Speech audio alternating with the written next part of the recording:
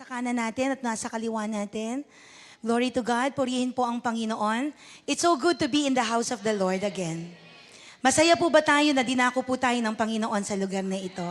Amen. Salamat sa Panginoon sa patuloy na pag-iingat at pagsama niya sa bawat isa po sa atin. Who among you here nagpunta sa lugar na ito para magbalik ng papuri sa Panginoon? Can I see hands right now? While singing a song a while ago, nabigay po ba natin yung pagsamba natin para sa Panginoon? Ang ganda po ng mga inawit po natin kanina, di po ba? Totoo po yun na ang Panginoon po natin ay karapat-dapat po sa mga pagsamba na ating pong iniaalay at ibinibigay lamang sa kanyang banal na pangalan. Amen po ba tayo? So sabi nga po ni Coach Pao kanina, ang ating pong tema for the month of November is all about able to give thanks. The reason why we are here, why I am existing right now, dahil para magpasalamat sa Panginoon. The reason why we continue this life, para magbalik ng papuri sa Panginoon. Pwede po ba sa umagang ito, papalakpak ang ating mga kamay at sisigaw ng malakas na hallelujah? Come on, let's clap our hands to the Lord right now. Hallelujah! Patuloy po nating pasalamatan ng Panginoon, for He is good. For He deserve all our worship. Can I hear amen on that? Bago po ako magpatuloy sa mensahe po ng salita ng Panginoon na aking pong ibababa sa umagang ito, gusto ko lang po kayong bigyan ng update sa kung ano ang nagaganap po sa ating pong prison ministry. Sabi nga ni Coach Pao kanina, it is the heartbeat of Christ. Yes, sapagkat sabi ng Bible, ang Panginoon kung merong puso, yun po ay yung mga tao sa loob ng bilangguan. Kung paano tayo na nasa labas, nangangailangan ng pag-asa, mula sa Panginoon, sila rin po na nasa loob, nangangailangan po ng pag-asa. Every Monday, di man po namin kayo makasama, pero ang iyong mga panalangin at ang iyong mga seed, ay mahalaga po iyon para po sa ministeryo doon po sa jail. Grabe po, nakakabasag ng puso. Every time na makikita mo po sila, na talaga naman pag umawit sa Panginoon, mas malakas pa ang palakpak at ang pag-awit na binibigay nila para sa Diyos. Could you imagine that? Siksikan, dikit-dikit ang mga muka, ang mga amoy, pare-pareho na po. Pero alam niyo po, masaya po sila pag pumapalakpak at umaawit na po sila sa Panginoon. And I am privileged and thankful. Why? Because I have seen what the Lord is doing inside the jail. And I thank the Lord for the life of the people na ginagamit ng Panginoon para po mag-sponsor sa kanila ng food na doon po ginagawa po sa lugar po na iyon. Before, we gathered 80 up to 90 lang po. Ngayon, ang pinapaakyat nila doon sa itaas, it's around 120 up to 160. So sabi ko nga, mangungutang tayo sa pagkain kapag po talagang marami ang pinaakyat nila. Pero buti nga po ngayon, tinatanong nila tayo, Pastora, ilan ang dalaw nyo? Pag sinabi namin ganito po ang dala namin, ganun lang ang papaakyatin nila. Kasi sabi ko, may time po talaga na nangutang kami, sabi ko, mukhang maghahati-hati yung 12 dito. Kasi bakit? Ang dala lang po namin, nasa 60, pero umakyat doon, it's around 70 up to 80 po ang umakyat. Please bear us, brothers and sisters in Christ, if the Lord is knocking your heart to be part of this ministry sa pamamagitan po ng iyong pagsisid sa gawain po ng Panginoon sa jail, you are pretty much welcome po. Amen po ba? Purihin ng Panginoon. So sa oras na ito, we are going to talk about yung ating pong pag-uusapan ngayon. It's about from greed to gratitude. Sino po mag-a-agree po sa akin, nung tayo po ay malayo sa Panginoon, we are sakim. Taas ang kamay. Before, it's easy for us to get things na, alam niyo po yon, na hindi po natin namamalayan yung mga taong nakapaligid po sa atin ay natitake advantage na po natin. Hello, may kausap po ba ako ngayon? Who among you here wondered about the consequences of greediness? Alam po ba natin kung ano ang nagiging resulta ng buhay na kung saan pinipiling maging sakim kaysa sa buhay na pinipiling nagpapasalamat sa kabila ng maliit na meron siya. Ngayon, pag-usapan po natin ito. The Bible provides us with many examples ng mga tao na nag-light sa atin, nag-shed ng light sa bawat isa sa atin on this vice, and the lesson we can learn from it, talagang nakita natin. And one of the notable example ng greediness in the Bible ay walang iba po kundi sa buhay ni Gehazi. Who's Gehazi? Sino tong Gehazi na to? Di ba, Pastora, ang pinakamalapit dyan na pwede nating pag-aralan si Zacchaeus, from greed talagang naging, nalipat siya into gratitude. Pero ay gusto ko pong tanggalin si Zacchaeus sa picture muna sa oras na ito. Kasi the story of Zacchaeus, very passé. Totoo po yun, si Zacchaeus naging greed pero lumipat siya sa pagiging mapagpasalamat sa Panginoon. Because I want you to look on the story of a man na ako po naniniwala, from his story, we can get lesson from him. No? Ang pag-uusapan po natin ay matatagpuan in the book of 2 Kings 5 verses 20 to 27. Tatayo po tayong lahat sa umaga po na ito bilang pagbibigay galang po sa pagbasa ng salita po ng ating Panginoon. I'm going to read verse 20, sabay-sabay po nating basahin ng 21. Sige po, sabi dito ng verse 20, Nais sa loob ni Gehazi na lingkod ni Eliseo, hindi tinanggap ng aking Panginoon ang ibinigay sa kanya ni Naaman. Saksi si Yahweh, ang Diyos na buhay. Hahabulin ko ang taga-Siryang iyon at hihingi ako sa kanya ng kahit ano. Verse 21, basahin po natin. 1, 2, ready, begin. Sinundan nga niya si Naaman nang makita siya nitong tumatakbo, bumaba ito ng karwahe. Sinalubong siya nito at tinanong, may problema ba? Sumagot siya, wala naman po. Pinasunod lang ako ng aking Panginoon para sabihing may dumating na 2 mahirap na propeta mula sa Ephraim. Kung maaari raw, ay bigyan mo sila ng 35 kilong pilak at 2 bihisang damit. Verse 23, sabay-sabay po tayo. 1, 2, ready, begin.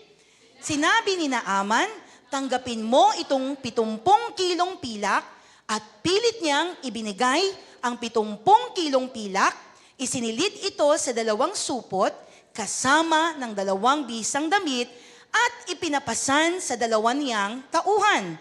At ang mga ito'y naunang lumakad kay Gehazi. Verse 24 sabi dito, pagdating sa burol, kinuha niya sa 2 ang mga dala nito at pinabalik na kay Naaman.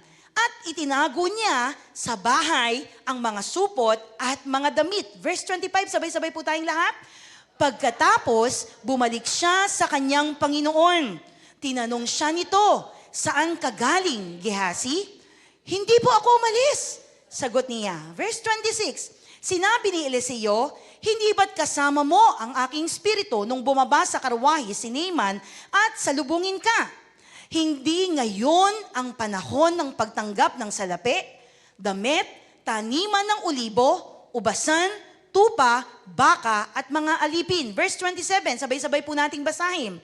Kaya't ang sakit sa balat ni Naaman na parang ketong ay mapupunta sa iyo sa mga susunod mong salinlahi.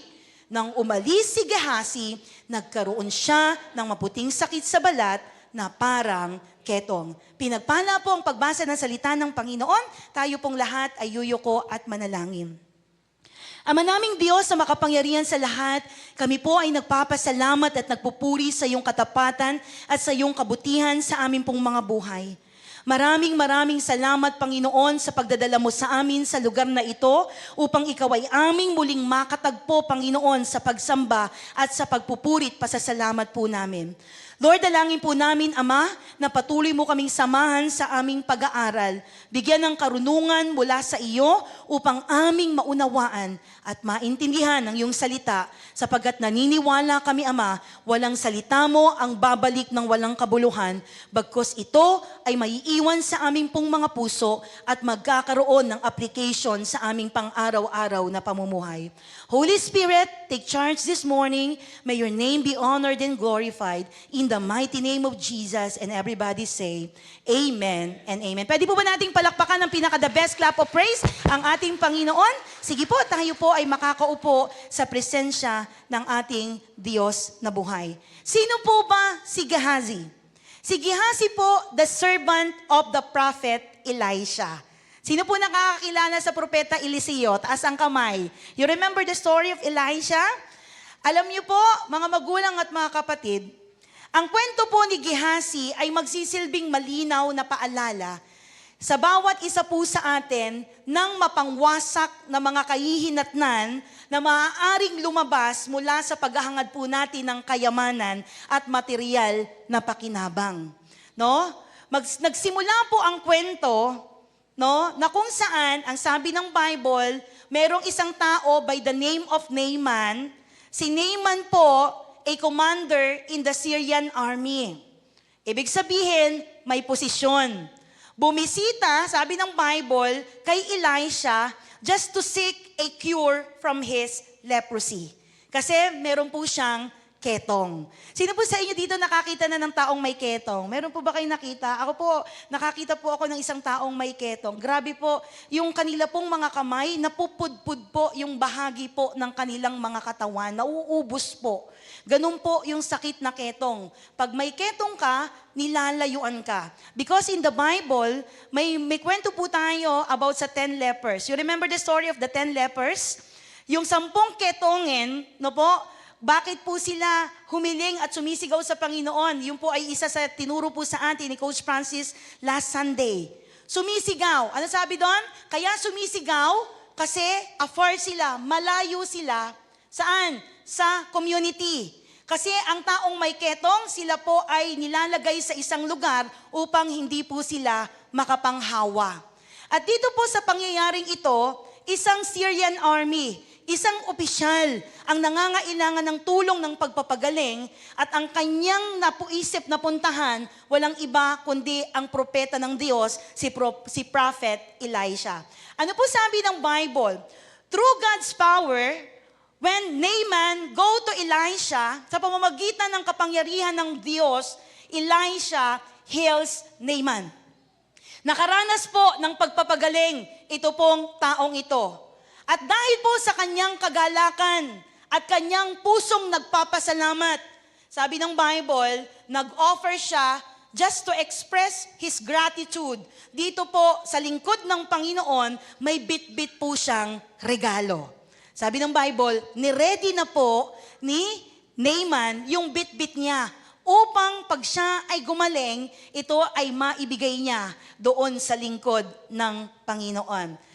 Pero alam po natin ang nangyari sa kwento. Sa binasa po natin kanina, instead na kunin niya ang regalo mula doon sa tao na nakaranas ng kagalingan, ang ginawa po ng propeta, he refused to receive any compensation mula sa tulong na kanyang ginawa para po dito sa taong ito. Ang sabi po ng propeta, hindi na, okay na. Sapagkat hindi ito ang panahon ng pagtanggap. So maliwanag na maliwanag po sa kwentong ito na alam po ng lingkod ng Panginoon na merong panahon na kung saan tatanggap po tayo ng kaloob at meron din pong panahon na dapat tinatanggihan natin ang mga pagpapala. Hello? Are you with me? Today, pag-uusapan po natin mga magulang at mga kapatid, dito po nagsimula ang greediness ng taong ito. Tatlong bagay po ang nais ko pong ibahagi sa bawat isa po sa atin. The key lessons from Gehazi's leprosy story. Unang aral na pwede po nating makuha po dito. Number 1, greed blind us to value of integrity. Ang kasakiman po, binubulag ng kasakiman, yung ating pong pagpapahalaga sa integridad. Kapag ang tao, pumasok na yung greediness at hindi niya na naisip ang kapwa niya tao, ano po nangyayari? Totoo po ba? Even Christian nowadays, they can compromise. Hello? Huwag mo sabihing mananampalataya, hindi okay lang yan, wala namang nakatingin. Or pwede nating sabihin, hindi okay yan kasi marami namang gumagawa niyan. Or pwede nating sabihin, hindi okay lang yan kasi maiintindihan naman ako ni Lord. But again, brothers and sisters in Christ, dito makikita natin in the story, despite witnessing the miracle and hearing his master decline Naaman's offerings, ano sabi ng Bible? Gehazi devises a plan. Gumawa siya ng isang plano. He planned. Nagplano po siya. Pag sinabi mong nagplano, it means there's something in your heart na pinaghandaan mo ng sobra. Hello? Totoo po ba yon? Pag sinabi mong hindi nagplano, ibig sabihin, bigla na lang nangyari, hindi kasi nasa flesh ako, nasa katawang lupa ako eh. Hindi ko masabi na bigla na lang nangyari, nagkamali ako at nagkasala ako. Pero alam niyo po, in this story, He planned. Pag sinabi mong nagplano, may naisip na siya beforehand at meron something sa puso niya na ginugusto siya para mangyari itong bagay na makuha niya. No, He planned to seize the opportunity for personal gain. Binalak niyang samantalahin ang pagkakataon para sa personal na pakinabang. Ano po ang sabi ng verse 21? Babasahin po nating lahat. 1, 2, ready, begin. Sinundan nga niya si Naaman nang makita siya nitong tumatakbo, bumaba ito ng karwahe, sinalubong siya nito at tinanong. Anong tanong? May problema ba? Yan. May problema ba? Bakit ka humabol? May problema ba? Bakit ka nandito? Pero tingnan niyo po and ang sabi ng Bible, no, he runs after Naaman, tumakbo siya, hinabol niya, at ang sabi dito, he lied. Nagsinungaling siya. Bakit? Sumagot siya in verse 22. Wala naman po. Pinasunod lang ako ng aking Panginoon para sabihing may dumating na 2 mahirap na propeta mula sa Ephraim. Totoo po ba yung nangyari? Hindi po. Ang sabi niya, nung tinanong siya, anong problema? Anong sabi niya? Wala naman po. Humabol lang ako dito kasi pinasunod lang ako ng Panginoon ko para sabihing may dumating na 2 mahirap na propeta. Is it true, pinasunod siya? Hello, may kausap po ba ako sa 10:30 service AM? Pinasunod po ba siya ng Panginoon niya? Hindi po eh. Ang sabi ng Bible, hinabol niya at nagsinungaling siya. No? Kung maaari raw po, take note of this sabi po ni ganito, sabi raw niya, sabi daw ganito, mag-ingat po tayo doon kasi hindi lahat ng sinabi niya raw ay totoo. Eto na, sabi po niya, kung maaari raw po, bigyan mo sila ng 35 kilong pilak at 2 bihisang damit. No? Malaki po yung halaga ng 35 kilong pilak. No? Halos, ito? Tawag dito, higit sa kalahating kilong bigas. Higit pa. At ang sabi, ano po ang naging resulta? What was the result ng kanyang ginawa? Gehazi's deceitful action ultimately led to his downfall. Doon po sa kanyang mapandinlang na aksyon, ito po ay humantong sa kanyang pagbagsak. Pastor, grabe naman po yun. Samantalang yun lang naman yung naging kasalanan niya. Sabi ng ilan, white lies. Pero bakit po ganon ang naging bigat ng kanyang kaparusahan? Tignan po natin, mga magulang at mga kapatid. Ito po ay magsisilbing paalala po sa atin ng destructive consequences ng greediness kapag hindi po tayo naging mapagbantay bilang mga mananampalataya. And we must recognize the importance of honesty and moral values in all aspects of our life. Kailangan po nating maging tapat. Pwede ba sabihin mo sa katabi mo, maging tapat?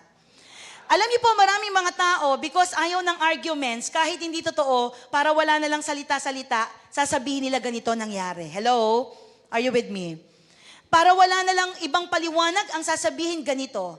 Pero gusto ko pong ipaalala sa atin, on this story, no? Instead na tayo po ay maging greedy, no? Why not thank the Lord for what He has done sa buhay ng bawat isa po sa atin? Can I hear amen on that? No? Sino po sa inyo dito nagpapasalamat sa Panginoon sa maliit na bagay? Taas ang kamay. Totoo po ba hindi tayo mga mayayamang mga tao? Pero hindi po tayo magko-compromise hindi dahil mayaman tayo. Igit sa lahat, pag mananampalataya ka, you will not give in into things na alam mong magpapasira ng tiwala ng Diyos sa buhay mo. Nakakasad kasi bakit? Maraming mga tao, because of greediness, because of kasakiman, no, nakakalimutan po nila ang kanilang estado bilang mga anak ng Diyos na buhay. Anak ng hari ng mga hari, Panginoon ng Panginoon, Diyos ng mga Diyos. Nakakalimutan nila, ay anak pala ako ni Lord, pero bakit ako greedy? Hello, may kausap po ba ako ngayon? Because Naaman was grateful, going back to the story, dahil masayang-masaya siya, ikaw ba naman may ketong ka pagkatapos bigla kang gagaling? Of course, masaya ka. Hello, may kausap po ba ako ngayon? Sino po sa inyo masaya kapag may answered prayer? Taas ang kamay. Lahat tayo. Sino po sa inyo masaya kung ikaw ay nasa bandig ng karamdaman pero nakaranas ng kagalingan mula sa Panginoon? Lahat po tayo. Sino po sa inyo masaya, meron kang breakthrough na 10 years mo nang inaantay, 20 years mo nang inaantay, eto na ngayon, binigay na sa kamay mo ng Panginoon. Totoo po ba? Meron kang puso na kung saan lumalabas ang totoong pagpapasalamat sa buhay na Diyos. Kasi bakit? Masaya ka. Kaya nung pumunta,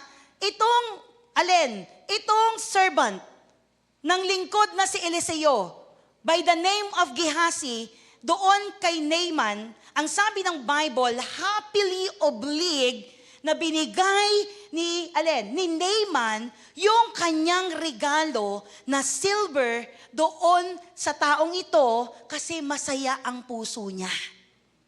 Happy siya. Yun ang sabi ng Bible in verse 23 up to 25.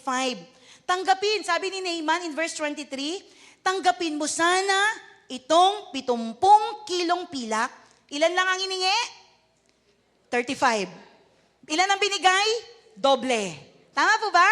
Ilan ang binigay? 70. No? At ang sabi ng Bible, isinilid ni Naaman yung sa supot.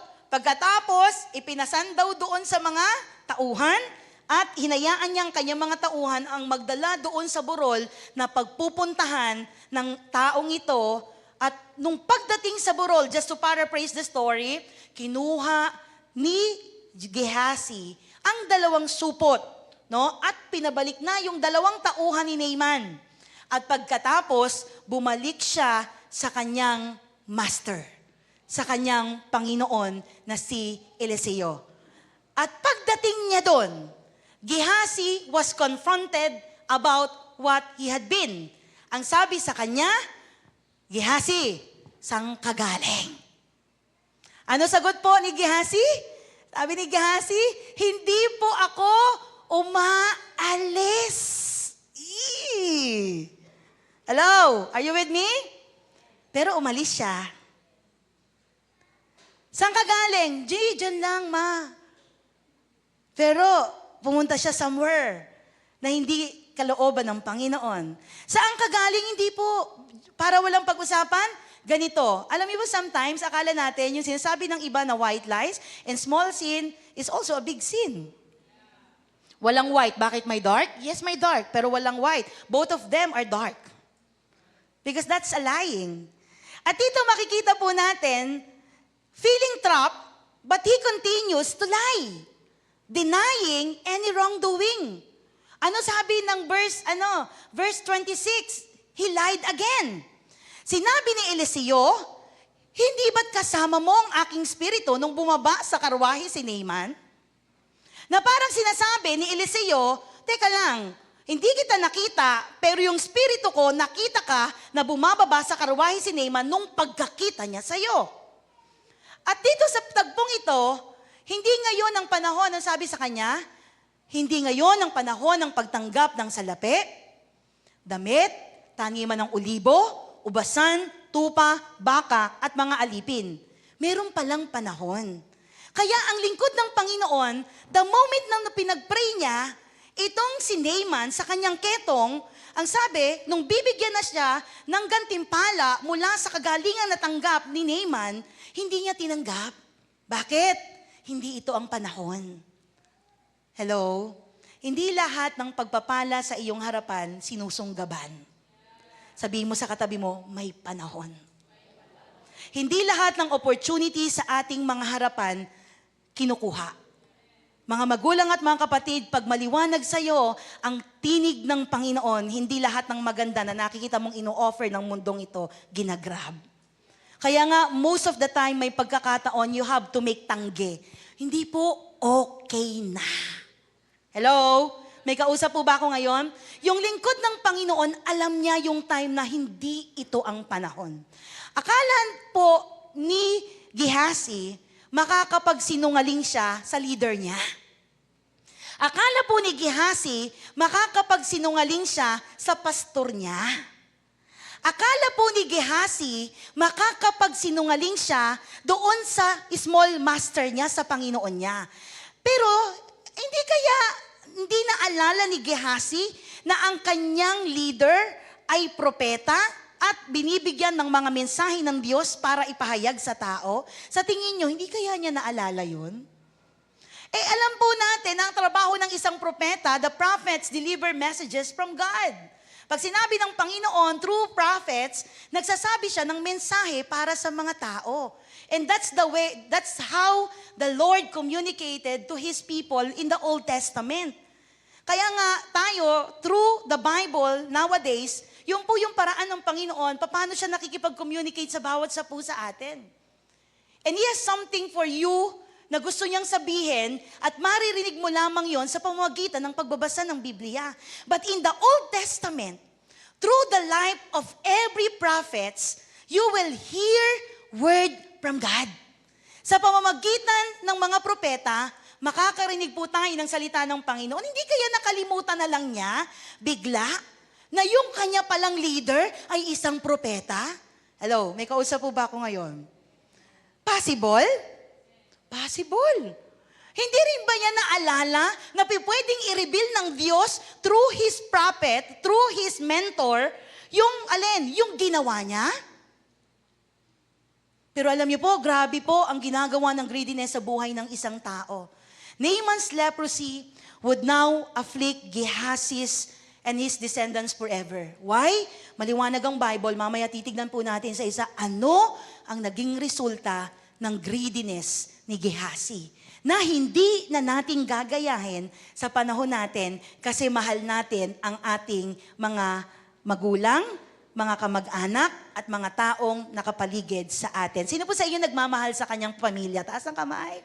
Na naniniwala na makakakilala din po sila sa Panginoon. Can I hear aloud, amen? Amen. 3 lessons from the Gehazi's leprosy story. Number 1 na nakita ko po dito, greed blind us to value of integrity. Sabi natin, ang kasakiman, ito po ay binubulag yung ating pong mga mata upang hindi natin makita or bigyang halaga ang integridad sa ating pong mga buhay. Number 2, let's proceed to number 2. Number 2, divine judgment awaits those who submit to greed. Meron pong judgment. Pwede po ba natin sabihin judgment? Pastora, parang ayaw po namin pag-usapan ng judgment. Pero alam niyo po, mahal ko po kayo.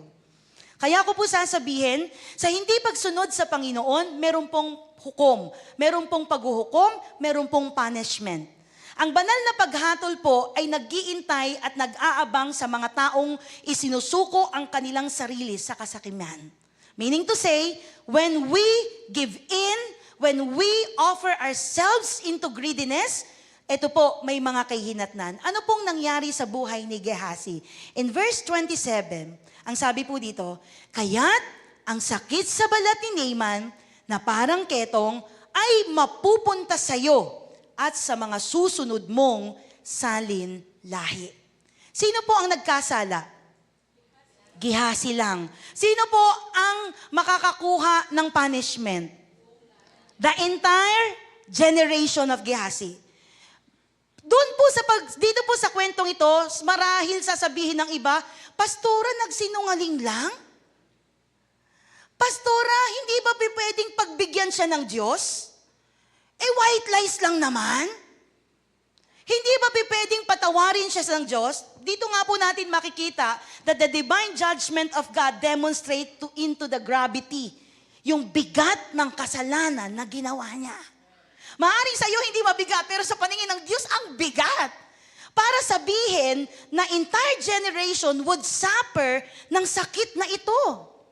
Isa ang nagkamali, pero buong salinlahi, ang sabi ng Bible, ang magdudusa sa ginawang pagkakamali ni Gehazi. Why? He's not lied only doon saan? Sa lingkod ng Panginoon, nagsinungaling siya mismo sa Diyos. Hindi po ba nung tinanong siya saan ka galing, hindi kaya binigyan siya sa simula pa lang ng pagtatanong ng chance para umamin? Is it possible? Yes. Hindi po kaya nung tinanong siya para sabihin niya yung totoo, nandun po ako, sumunod po ako, kasi po nanginayang ako dun sa ibibigay sana sa inyo, pero dahil po ayaw mong tanggapin, nanginayang ako, sumunod ako. Possible po ba yon?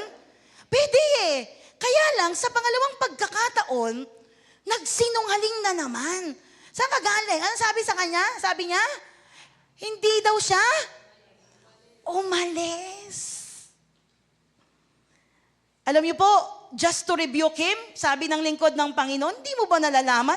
Doon pa lang sa pag-alis mo, pagbaba sa karwahe ni Naaman, nandun na ang espiritu ko. Hindi mo ba alam yon?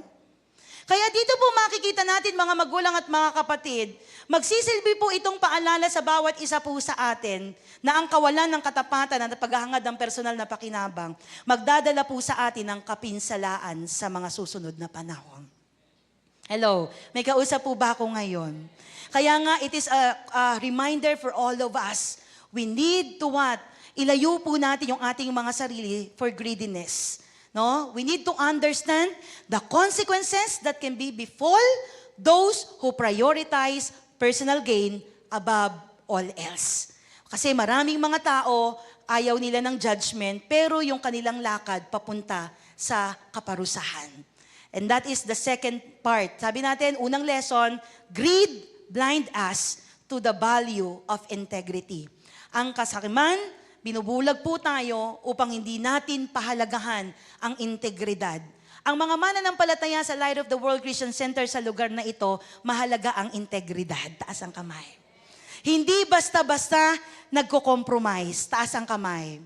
No? Bakit? Pinipili po natin dapat na tayo po ay lumalakad ayon sa kalooban at katwiran ng ating Panginoon. Kung mag-a-agree ka dyan, papalakpak ang mga kamay na yan para po sa ating Diyos na buhay. Number 2, sabi natin, there is a divine judgment awaits those who submit to greed.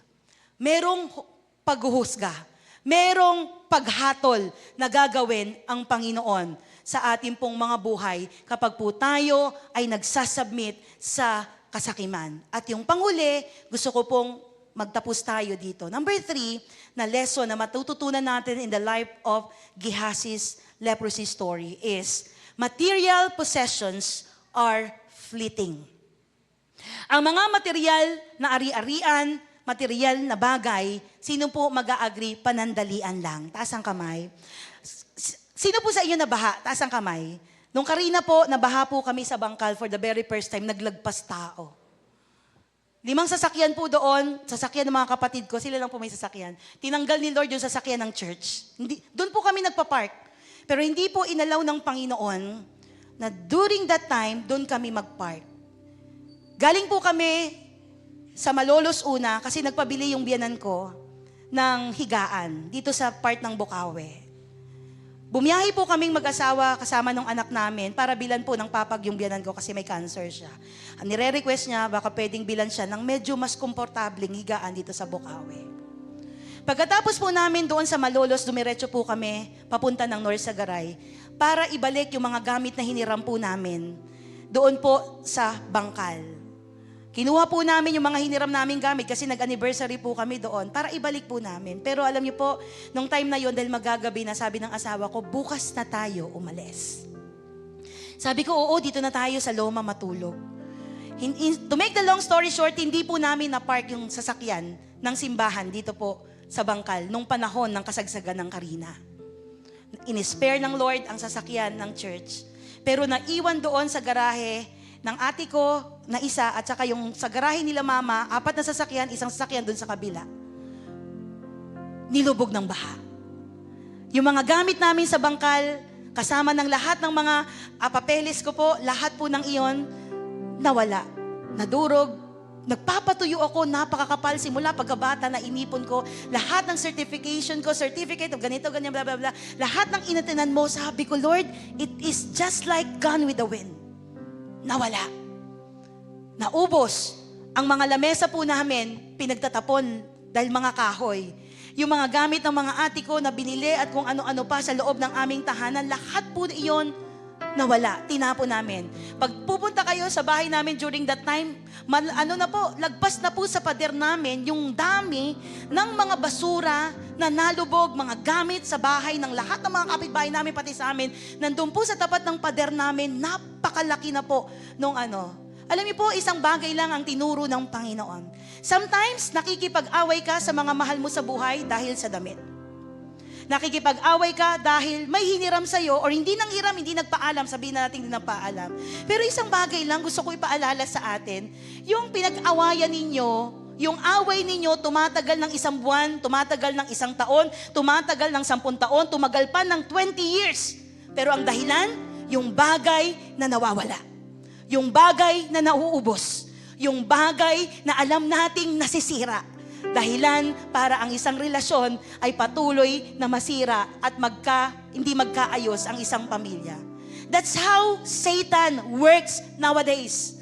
Na parang sinasabi sa atin, you can get these things, kaya mo yan. Wala pong masamang mangarap. Well, in fact, huwag tayong humintong mangarap. Pero kung sa pangarap po natin, makakatapak tayo ng kapwa natin, kalimutan mo ang pangarap mo, balikan mo yung calling mo sa Panginoon. Hindi mahalaga pangarap kung mananapak ka ng kapwa mo. Hindi mahalaga yung mga bagay na meron tayo, material blessing, material possession. I wanna tell you, it's all gone with the wind. Mauubos, mawawala, masasayang. Pero alam niyo po, bumili ka ng ganyan, sabi ko nga, tignan mo, pinagdadamot mo nung hindi pa bumabaha. Pero tignan mo ngayon, lumulutang. Wala kang choice kundi itapon.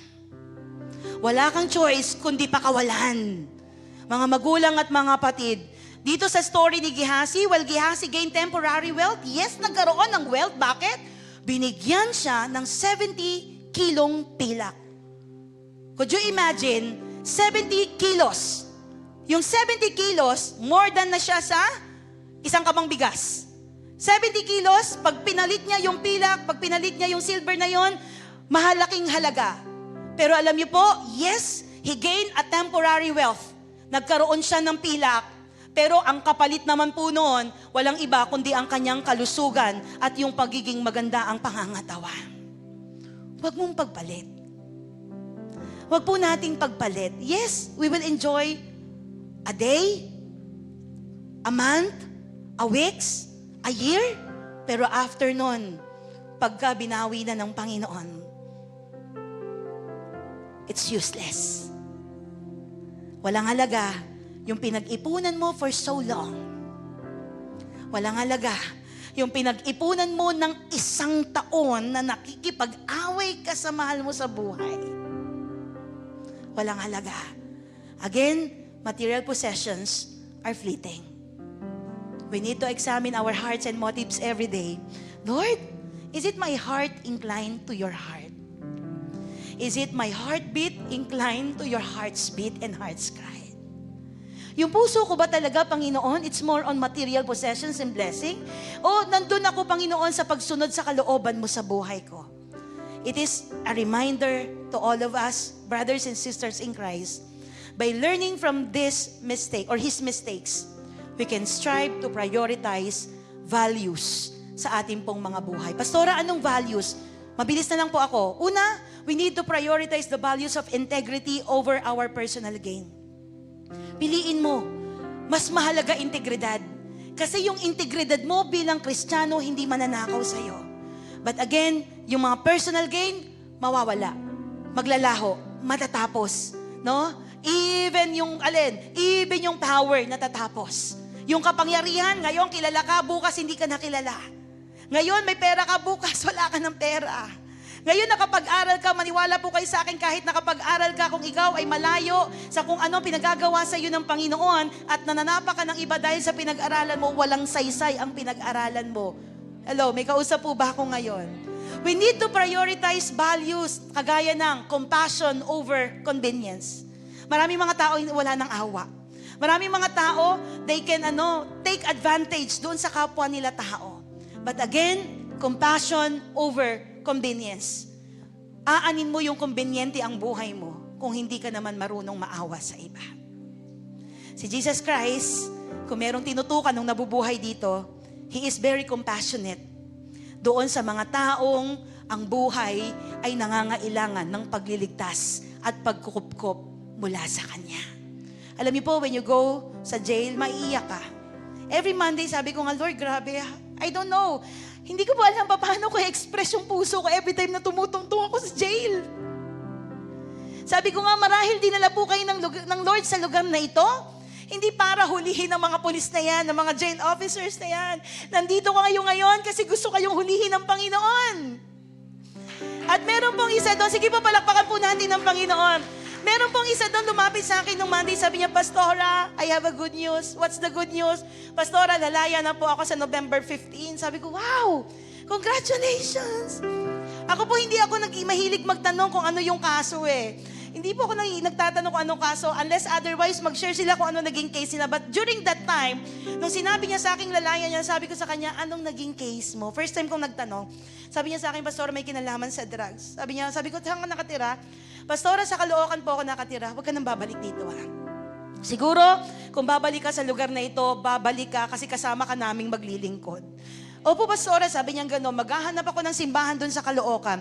Pero bibigay ko sa iyo yung address ng church. Bukas ibibigay ko yung address ng church kasi gusto ko pumunta siya sa lugar na ito.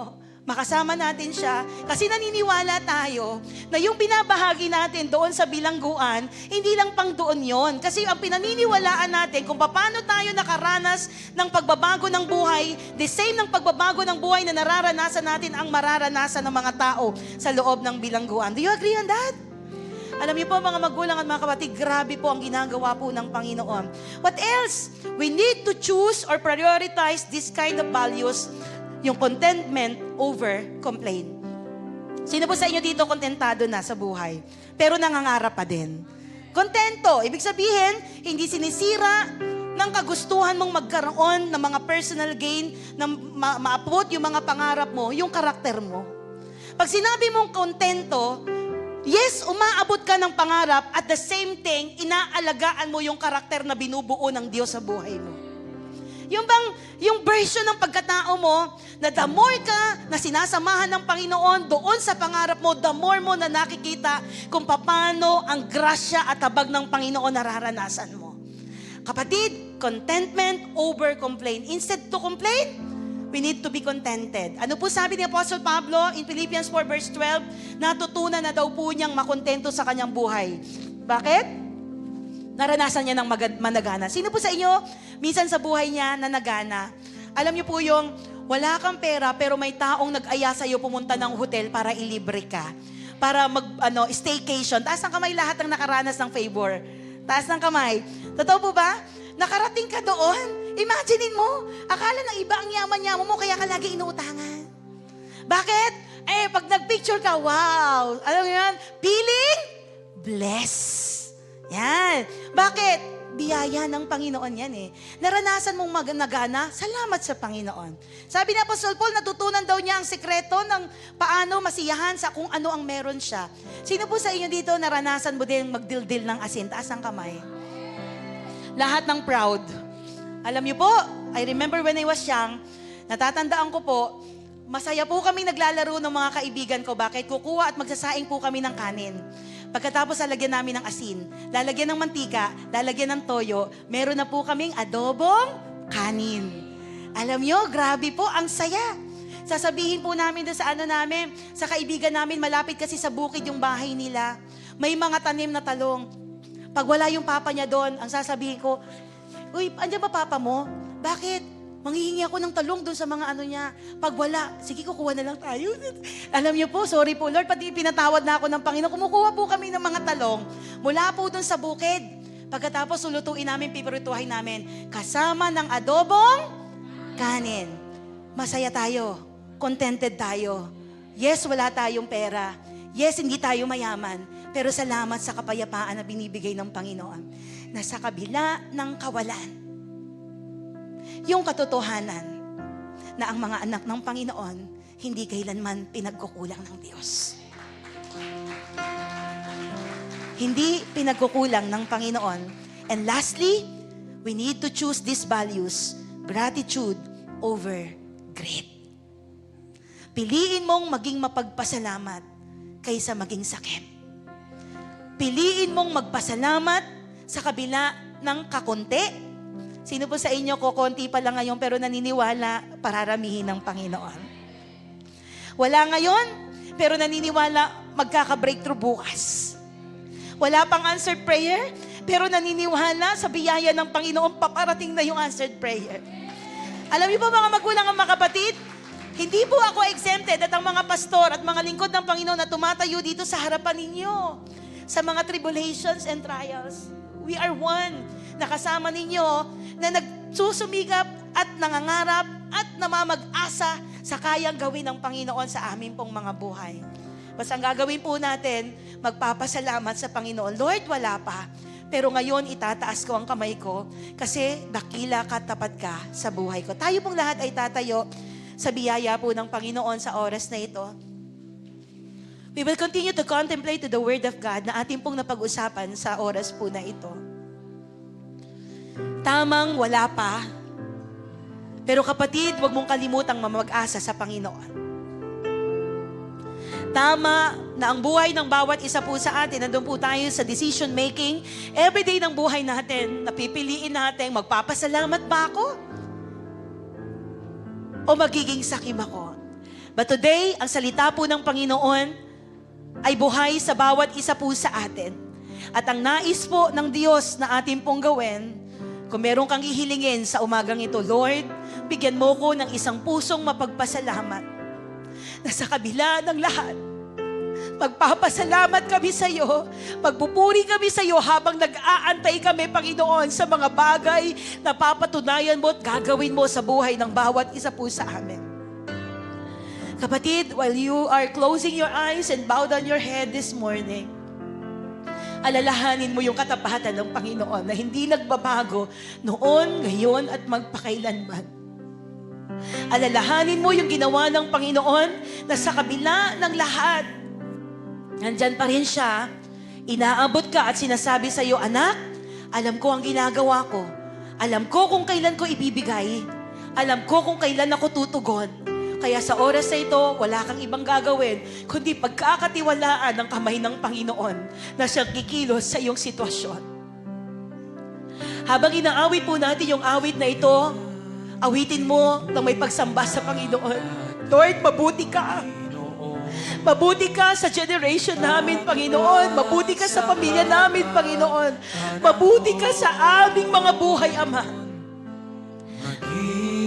Patuloy ka naming papasalamatan, dadakilain, Panginoon, sa oras na ito.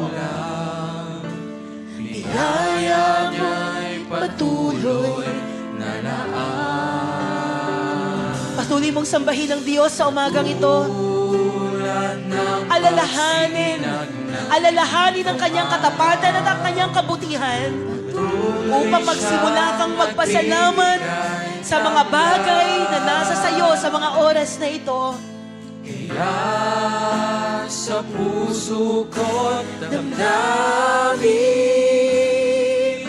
katapatan niya'y aking pupuri. Minsan pa nating awitin sa Panginoon, sadyang kay buti ng ating Panginoon. Sadyang kay buti ng ating Panginoon, nagtatapat sa habang panahon. Maging sa kabila ng aming pagkukulang, Biyaya niya'y patuloy naan sa bawat isa po sa atin, katulad ng pagsinag ng araw, katulad ng pagsinag ng gintong araw. Patuloy siyang nagbibigay taglay.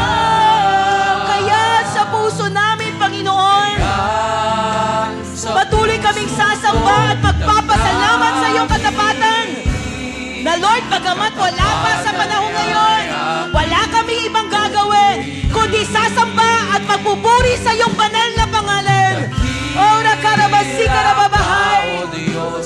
tapat kang ang tunay. Magmula pa sa ugat ng aming lahi,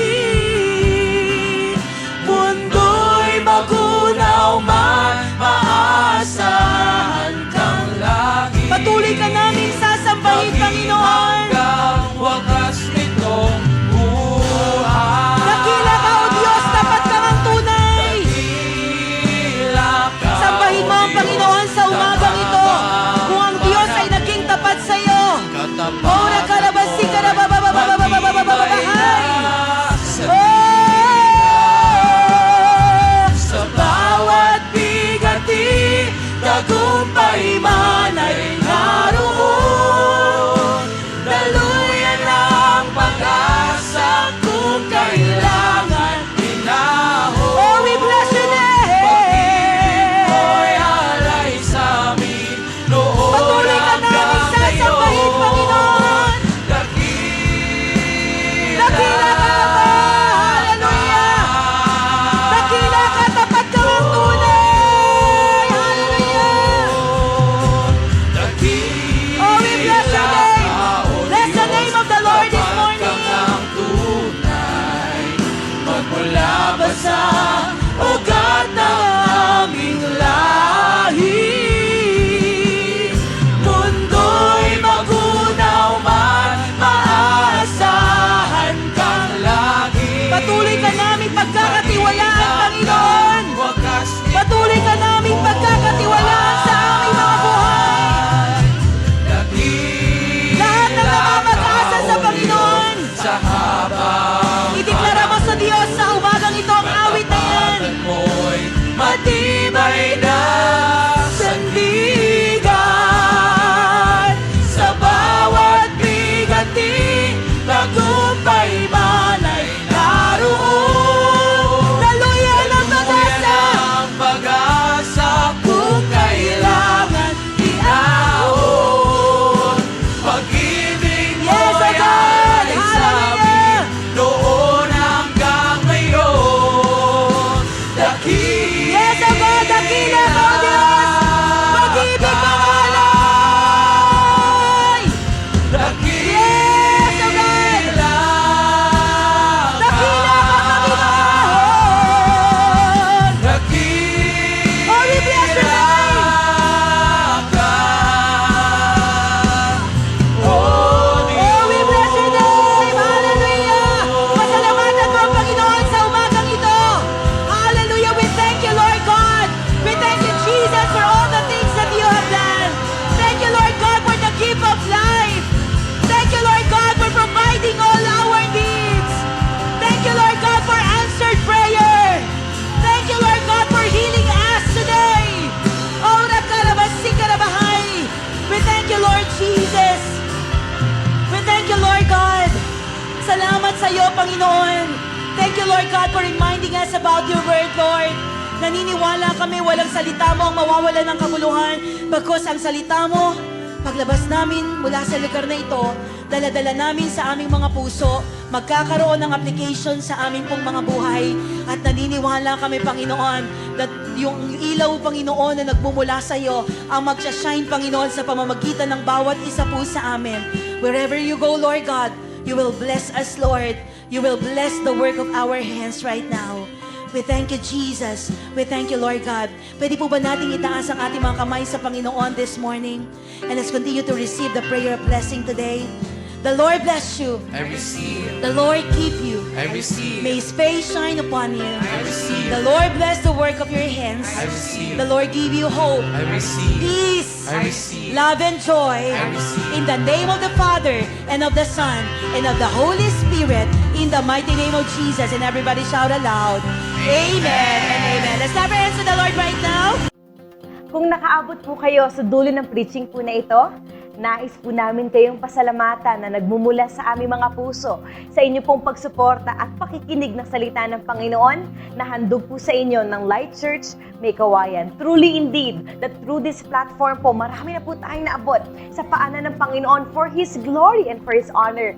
And ngayon pong oras na ito, kung nais nyo pa pong suportahan ang gawain ng Panginoon, you can easily finance and support and give sa ating pong platform sa gawain ng Panginoon. Pwede po tayong manood ng ating pong mga live stream. Meron po tayong worship Sunday services po every Sunday. That is 10:30 a.m., 1 p.m. for the youth, 4 p.m., 7 p.m., and 11 p.m. po. Philippine time po yan. Maraming salamat po ulit sa inyong time. At sa susunod po na ating pong mga preachings, patuloy po nating suportahan. Maraming salamat po and shine for Jesus.